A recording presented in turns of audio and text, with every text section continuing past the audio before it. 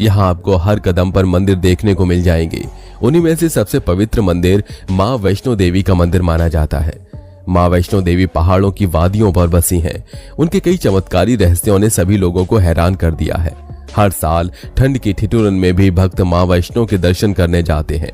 चाहे कितनी भी ठंड हो, लेकिन भक्त मां के दर्शन किए बगैर नहीं आते। माता के इस मंदिर में भक्त जय माता दी के जयकारे लगाते हुए आते हैं। यहाँ भक्तों का हर्षोल्लास देखने वाला होता है और यहाँ मां वैष्णो की गुफा से जुड़े कई हैरान कर देने वाले चमत्कार भी देखने को मिलते हैं। लेकिन माता के इस मंदिर का इतना महत्व क्यों है? इस मंदिर की कहानी क्या है? आइए जानते हैं माता वैष्णो देवी की कहानी। दोस्तों, भारतीय राज्य जम्मू में स्थित प्रसिद्ध हिंदू तीर्थ स्थल वैष्णो देवी का मंदिर है। नवरात्रि पर्व के दौरान भारी संख्या में यहाँ तीर्थ यात्री आते हैं। वैष्णो देवी मंदिर के ऊपर भैरव बाबा का एक प्रसिद्ध मंदिर है।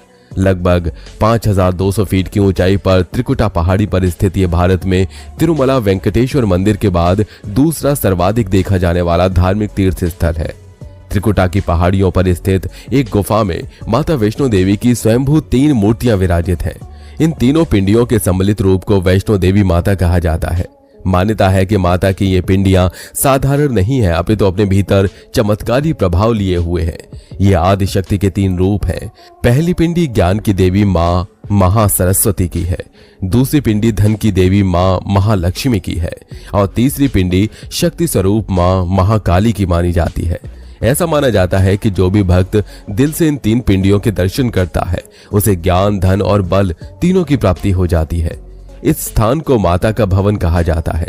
पवित्र गुफा की लंबाई 98 फीट है। इस गुफा में एक बड़ा चबूतरा बना हुआ है। इस चबूतरे पर माता का आसन है, जहां देवी त्रिकुटा अपनी माताओं के साथ विराजमान रहती हैं। भवन वो स्थान है जहां माता ने भैरवनाथ का वध किया था। प्राचीन गुफा के समक्ष भैरव का शरीर मौजूद है और उसका सिर उड़कर 3 किलोमीटर दूर भैरव घाटी में चला गया और शरीर यहां रह गया। जिस स्थान पर सिर गिरा, आज उस स्थान को भैरवनाथ के मंदिर के नाम से जाना जाता है। कहा जाता है कि एक बार त्रिकुटा की पहाड़ी पर एक सुंदर कन्या को देखकर भैरवनाथ उसे पकड़ने के लिए दौड़े। तब वो कन्या वायु रूप में बदलकर त्रिकुटा पर्वत की ओर उड़ चली। भैरवनाथ भी उनके पीछे भागे। माना जाता है कि तभी मां की रक्षा के लिए वहां पवन पुत्र हनुमान पहुंच गए।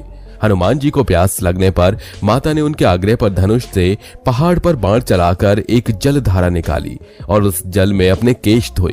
फिर वहीं एक गुफा में प्रवेश कर माता ने 9 माह तक तपस्या की और वहां हनुमान जी ने पहरा दिया।